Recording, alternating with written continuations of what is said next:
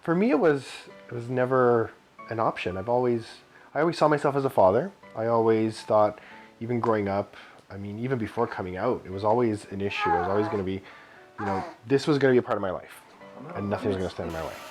For me, it wasn't as automatic a thing as it was for Frank. I hadn't pictured myself as a father, mostly because of the demanding career I had chosen and all of the training that went along with that. So I didn't see myself being in a situation where I would have made a good single parent. And then Frank came along, and he was very adamant that he was going to have children. And for the first time in my life, I had all of a sudden considered that, wait a minute, this is something I can do, because I'm not doing it alone. I don't have to do it alone. There's help. And so it all of a sudden became something that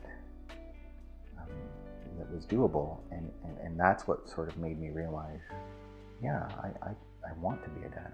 I want to pass on my values and ideals and hopefully contribute something good to the world. The process started with finding a donor, and then once we have our donor, there was a whole bunch of legal steps to take. We each had to have our separate lawyer, draft up hi. We had to draft up an agreement that she was giving us her ovum, and as a gift, so no monetary exchange, no anything, and also that she was giving up all parental rights to whatever comes out of this. So after the harvest, it's actually called a harvest, then we had to donate sperm.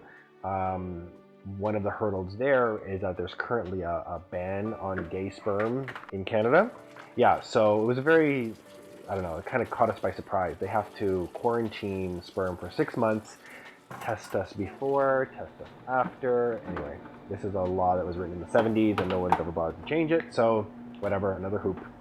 It was one of those slow processes that, on the one hand, it was annoying to have to go through all of these steps, but on the other hand, it was probably good that it eased me into that whole idea of parenthood. It was a very almost surreal experience. It didn't actually feel like we were going to be parents until all of a sudden we saw the baby. We saw Luca for the first time, and I looked into his face, and that's when it started to hit home for me. It was in that instant that I looked at his face, I knew my life changed for the better forever. There are new heights of joy in my life that I did not know could exist. There are also new depths of fatigue in my life, and it is definitely a change in the way you think, the way you act. Everything I do has a different focus to it. Definitely, like, your mindset changes. Everything is about the baby. It's like the first and foremost thing in your mind all the time. It's all about you, baby. But it's been wonderful. I wouldn't trade it for the world. It's an understatement to say life has changed.